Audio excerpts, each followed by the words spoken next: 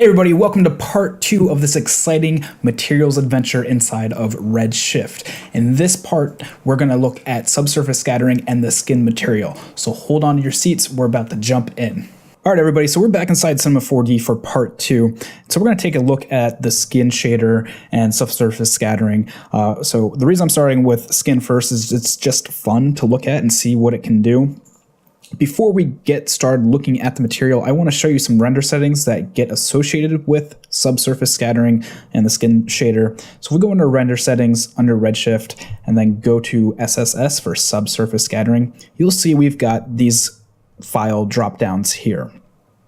So before I tell you about that, if anyone doesn't know what subsurface scattering is, it's when light hits translucent surfaces like the skin of your finger, if you've ever held a flashlight up to that, or like milk or wax or thin plastic, things like that.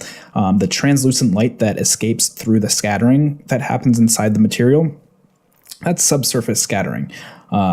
So in RedShift, it handles subsurface scattering as a separate pass, and that's why you get a general overview tab here in your render settings. So because it's a separate pass, it can take a little bit longer to render, and it has its own build time, kind of like when we turn on global illumination. So for subsurface scattering, as I said, you get these modes, and the first mode that's automatically there is rebuild, don't save. And what that means is that subsurface scattering is getting calculated every time you go to render. So it's not saving to a cache file, it's just redoing the scene every time you move around, every time you move the camera, move the lights, and make an adjustment. The next setting is pre-pass only. And what that means is each frame is calculated to save to a cache file, and it will do it each time that you make an update. And then if you want to go to render, you can actually load in this file right here. And so it doesn't have to go through that again.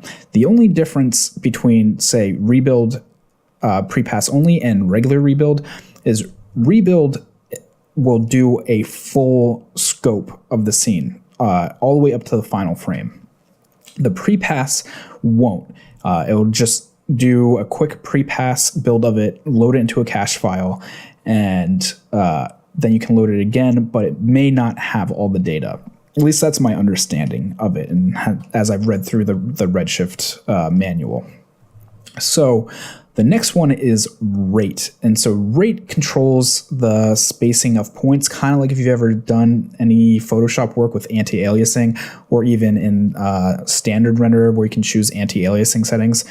This makes it so there's more points and more detail comes through with subsurface scattering.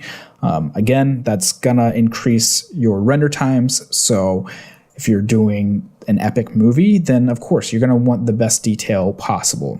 If you're working on a really quick turnaround for a local commercial motion design piece, then you probably can leave this at lower settings. Interpolation is very similar. Higher settings means it's less likely to have flickering and light rings and little inconsistencies in how it's rendered. So if you're getting maybe some fireflies in your subsurface scattering, you can crank this up. And then number of rays is, if you have global illumination enabled, this tells subsurface scattering to calculate with more rays and to have the rays bounce around more and things like that. RedShift in their manual suggests that you don't go higher than 128 unless you really need to. It actually says to use as little rays as possible into your scene because it can add so much time. So I'm actually going to go in and just bring this down to 64 to speed up our times a little bit. So if we go back into our view, we've got this kind of old man. He doesn't look very old at the moment, but that's because I haven't put in a bump map. So I'm going to show you a little bit of Graph Editor in this video and how to bring in a bump map to accent the features of this guy. But before that, let's take a look at our general skin settings. So in here, it looks very similar, just a few less tabs. So we've got basic, and I went over that in the first video. We've got scattering layers, reflections, and bump mapping, which I've turned this on so you can add in a bump map. except I don't actually have it hooked up at the moment. I have to go in and reconnect it. So close that out. So under scattering layers, let me just bring up my definitions, make sure I have everything. Save changes. No, I don't want to save that. So I've got some notes to go along with this because I want to make sure I'm really clear on everything.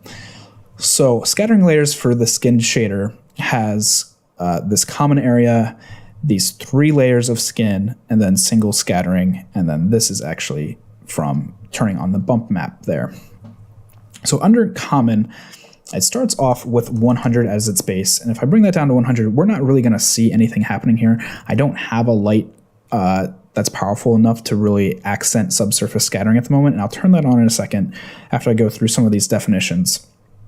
But the radius scale is going to control pretty much the strength of the scattering. So the higher it is, the more subsurface scattering there's going to be. So for skin like this, if you're holding a flashlight up to your finger, a weaker light would maybe have a radius scale of 100, but a really powerful light would have a radius scale of maybe 1,000. So if you can think about it like that, or if you have a flashlight nearby and you want to play with it, aim a flashlight at your finger, and if it's not coming through a lot, then that would be a radius scale of 100. And if you have another flashlight that's really powerful and you hold it up, then you can think about it that way, that it's probably closer to 1,000. And you can set it at whatever you want. This overall scale comes in at 100, and what overall scale is just the brightness.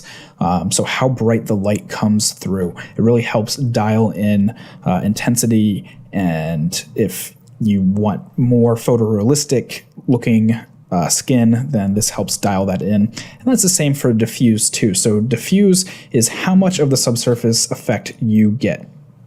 So at 0, you get only subsurface scattering. And then at 1, it'll behave like it's being perfectly diffused by the surface. So you can really kind of put this at somewhere like 0.5, somewhere in between, and start to play with that. And I'll show you how it reacts once we get this other light turned on. Disable disable bump mapping means that if you have a bump map hooked up, it doesn't use that to calculate the light. So it won't use the ridges in the bump map to diffuse the subsurface scattering and things like that. Normalize diffuse weights. They recommend that you keep this turned on. It basically means that it's going to normalize all these 3 layers here and make sure it's being more physically represented. If you want to control your scene a little bit more and you're not really interested in physical rendering, or you want a stylized look, you can uncheck this and it will make it brighter and you can have more control over each layer. Not that you don't have control when this is checked, it's kind of finding the median range for everything and making it as physically accurate as possible. So with that said, let's go ahead and turn on a point light so you can see what's going on with subsurface scattering. And right behind this ear, you'll see that I've got a light that just came on. And I'm gonna pause this for a second and push into the light.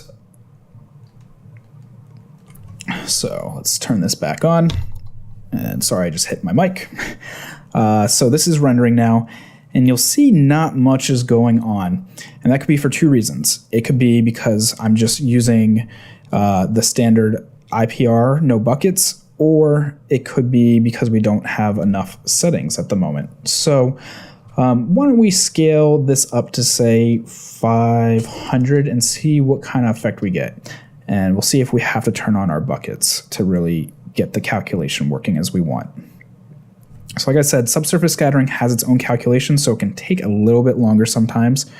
So right there, you can see the difference. We're starting to get a little bit of light coming through here, and that's because we've upped the radius scale. Again, the higher it is, the more subsurface scattering you're going to get. But I think we could probably bring up the brightness a little bit to get a better effect. So let's try 1.5 so this gets a little bit brighter in there, because I'm liking how it's diffusing, and I think the scale's about right. It's just not bright enough. So you can see now this is a lot brighter. And maybe if we go up to 1,000, it might get the effect we want, but I think it's going to be too powerful. So you can see now it's like really starting to get blown out. And if I bring this back down to 1, I still think it's going to be too bright. So I think 1.5 overall scale and radius scale of 500 is going to be realistic enough. Yeah, it's still too bright. So let's do 500 and 1.5. And the diffuse amount, you know, why don't we try 0.25, bring that down a little less diffuse. And so you can see from comparison to the first video and this video, it definitely has a bit of time to calculate this. In comparison to other render engines, it is still really fast. So that's looking pretty good right there. Let's talk about these. So skin is made up of 3 main layers: the epidermis, the dermis, and hypodermis. So the shallow layer, man, I cannot speak today. Sorry, guys. The shallow layer or shallow scatter is going to be the epidermis, so the top layer of skin. So if we adjust this, it's mostly going to affect what you see visually. So we can make him maybe a little bit more pink and bring that in there, maybe a little bit darker. You'll see the overall layer of skin will adjust. I'll let that calculate again.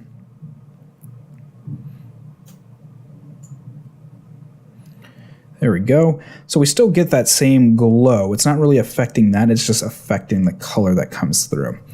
The next is the mid scatter. So if you ever have a tattoo, that's usually where they place the ink, is the dermis area. So it'll break through the epidermis top layer of skin, start putting ink into this mid layer.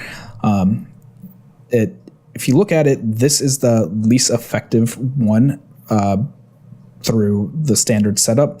So top layer is going to be what you see on top of the skin. And then for deep scatter, where the blood vessels are, that's really what's controlling this light. So you can see it's got this red hue to it there. So if we change this and maybe we want like a deeper blood color, you'll notice that in the subsurface scattering, as it comes through here, this is going to get a lot deeper of a red.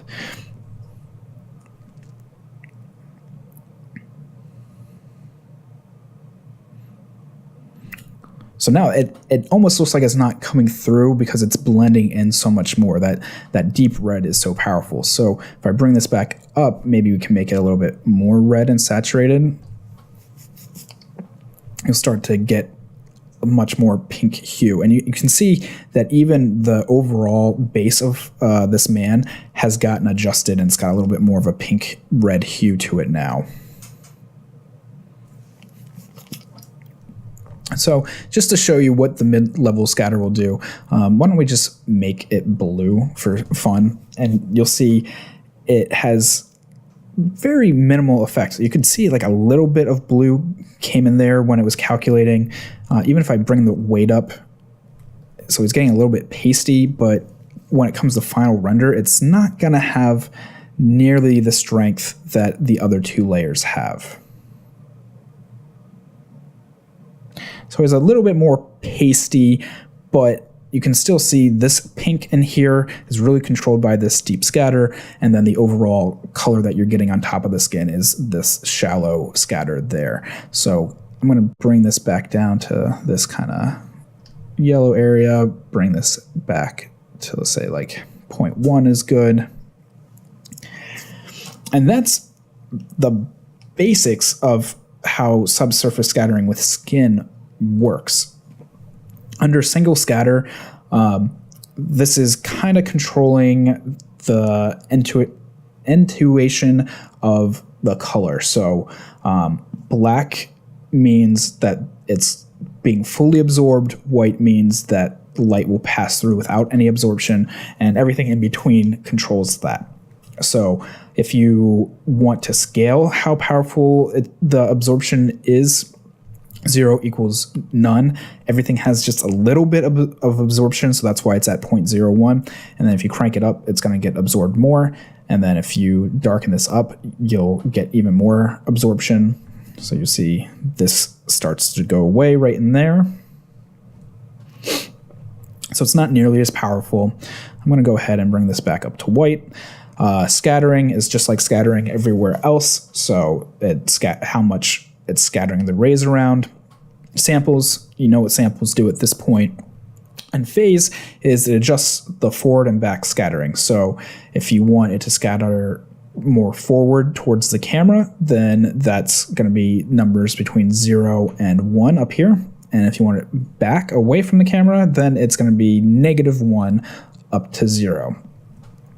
So in reflections, it's very much like reflections in the standard material. You can start to play with these. So you've got your color settings between the two. You've got a primary and secondary, and adjust the weights, the BRDF settings, which we talked about in the first video.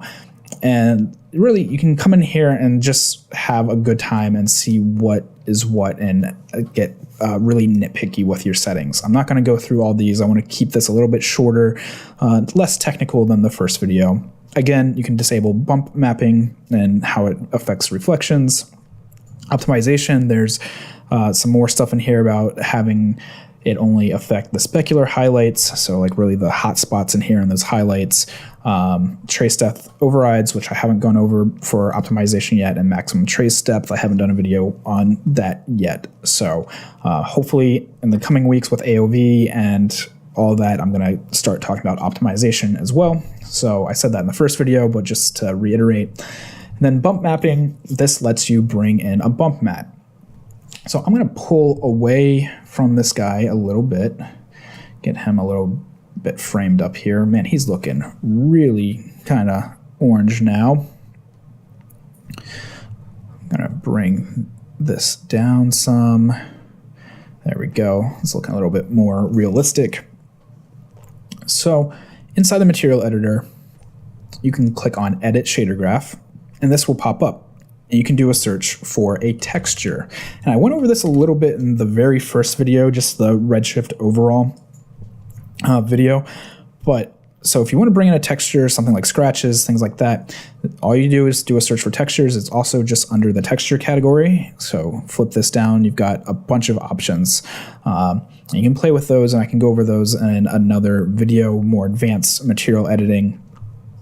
But for this, I want to bring in a bump map. And so I've got the bump map for this. It came with the model. And this is actually a normal map. It's not a bump map, but RedShift will read it anyway. And I'm going to pipe it into this bump input here. As soon as I do, you'll start to see he's going to get some ridges on his forehead and some more line details and really start to age this guy. So let's go into these settings here. Make sure I'm not missing any other areas of bump that I could pipe this into. Looking good. And I think I'm going to turn on my dome light too, just so we can really see his face.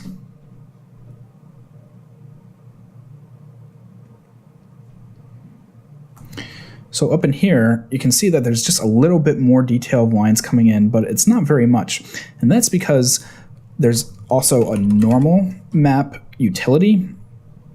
You can bring this in and start really detailing some of these characteristics. So let's go ahead and get this normal map detail in here. I don't need to copy it, bring it in here.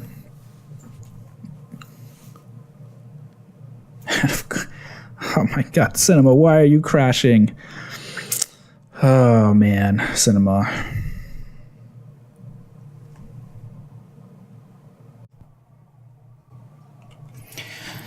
So like any good tutorial, Cinema4D crashed.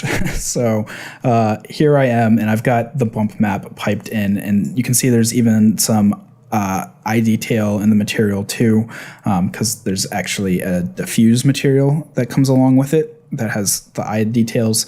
But what I really wanted to show you was just the bump map piped into it. And so you can see now we've got some cool little details in there. So they don't render at first, and then as it calculates and does its subsurface scattering, it comes in, you can see those bump map lens come in there.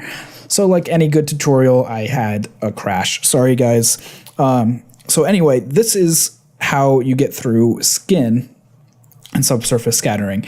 And I'm going to pause for a second, and we're going to jump into another file and take a look at just general subsurface scattering inside the basic material.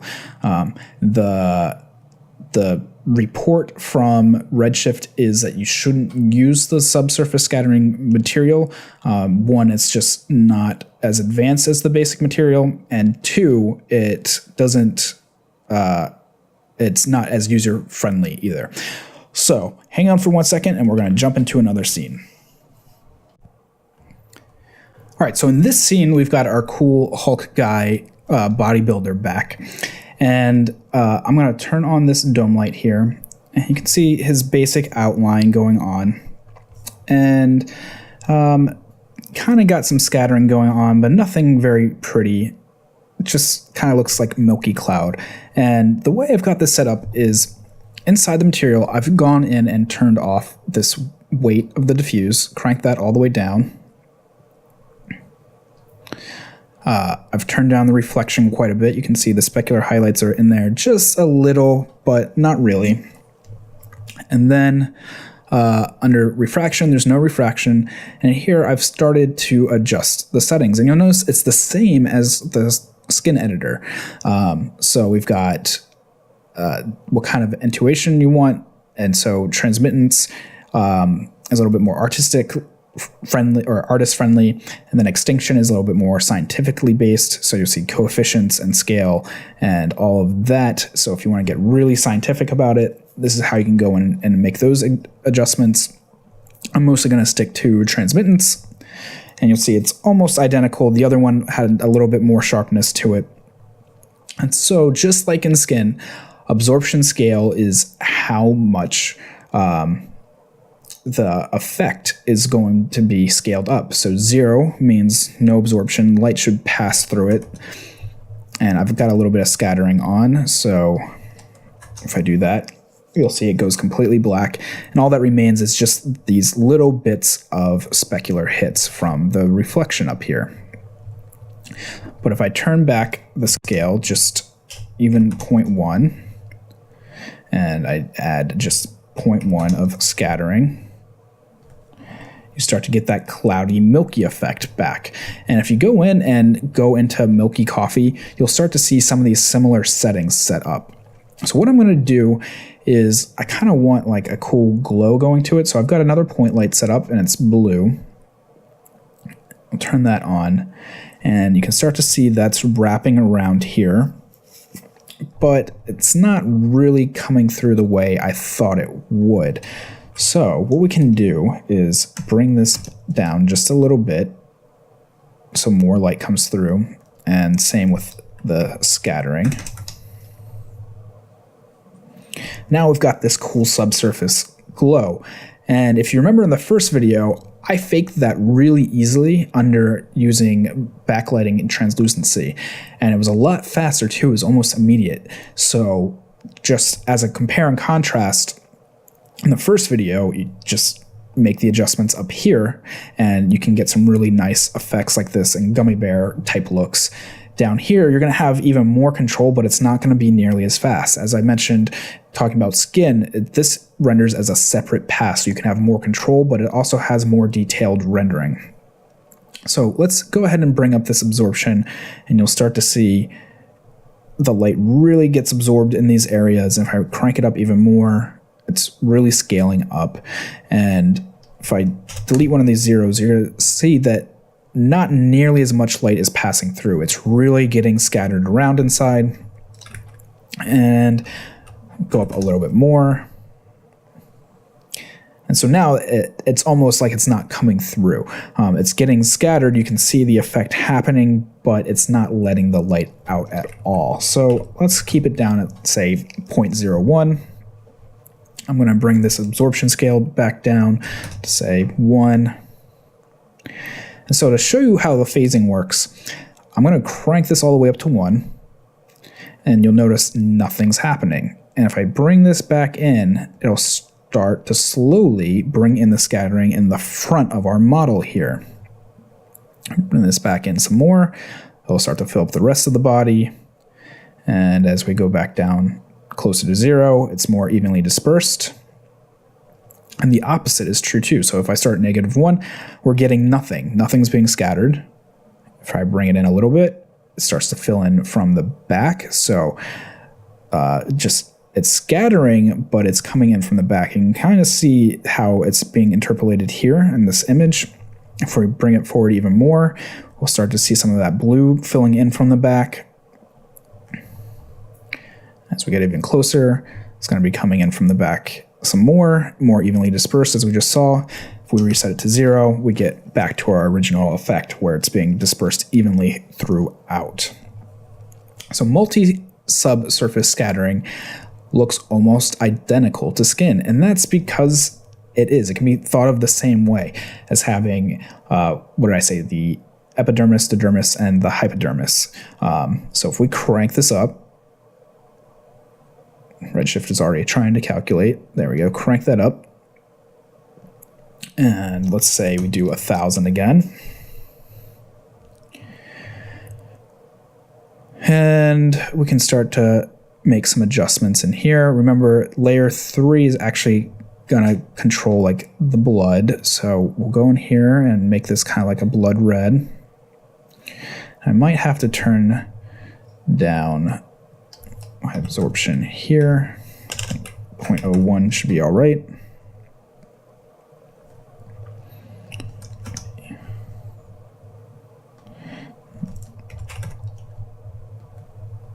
It's probably going to be too much still.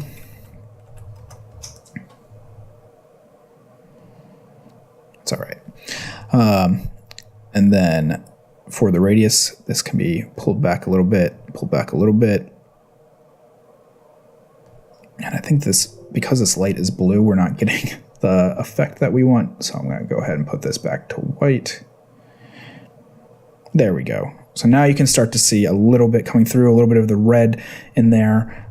Maybe I'll change this color temperature down to 6500 to get it exact. And we can kind of pinken up this part here. Should be adding to it by now. Sorry for the little jump. I had to pause because I couldn't figure out why my multi-surface scattering wasn't working. It's because I didn't have any diffuse on. So for multi-surface scattering, you actually have to have your diffuse layer on, unlike the single scattering down here. So if you're working with this, crank up your weight, and you can see now we're getting the subsurface scattering, and now we're starting to get the skin effects that we were going for. So I've gone ahead and turned up the amount here, radius scale up to 100, very much like the skin was set to in the first part of the video. And then in here, you can start to adjust some layers. So let's say we want kind of this like orangey pink skin, maybe closer to like that. And that will make its adjustment in just a second. So you can see that the diffuse is its base, and then that comes in. And then we can make this a little bit more orange here, and maybe crank that up to like 0.3. And then for this one, if we want to mimic the skin, it was kind of this not so dark red. And we can bring this up. You can see some of the red starting to mix in. I'm going to bring this down. Probably don't need so much radius on there either. There we go. So now we've kind of got this cool, like almost jellyfish looking thing, like a pink jellyfish. And if I bring up my point light some more, go ahead and add another 0 onto there, make this thing really bright. You can really see it and get a lot more control than just using the skin shader alone, or the soon to be obsolete subsurface scattering. Just to show you what's in there, it's very similar. You've got some other parameters in there. You can set, you want brown skin, pink skin, you want milk, marbled white, ketchup, cream, potato, all that. Diffuse information, reflections, but it's all the same stuff that's already built into the standard material. So I think that's why they're saying that they're going to discontinue it soon. So bring that out of there and take a look at this guy, and you can see it's got some really cool like jelly skin coming through.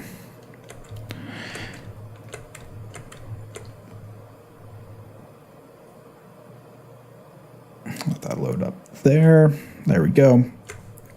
And same setup too, just like I showed you in the first video. You want to make sure you go in and say that you want your subsurface scattering to either rebuild with don't save, rebuild with prepass, rebuild altogether, or if you have a file that you want to load up already, you can bring that in there and set all your sampling rates however you want. And that's pretty much it. So if you guys have any questions about part 2 of the material series, please find me on Twitter at _531. Leave a comment in the video or shoot an email over to burograph@burograph.com and they'll forward me the questions. Next up is going to be the car shader. So for part 3, I'm going to bring in a nice car model and we'll talk about how to get started in the car shader and all the cool little complex tabs that it has inside of it. All right, guys, thanks so much, and I'll talk to you soon.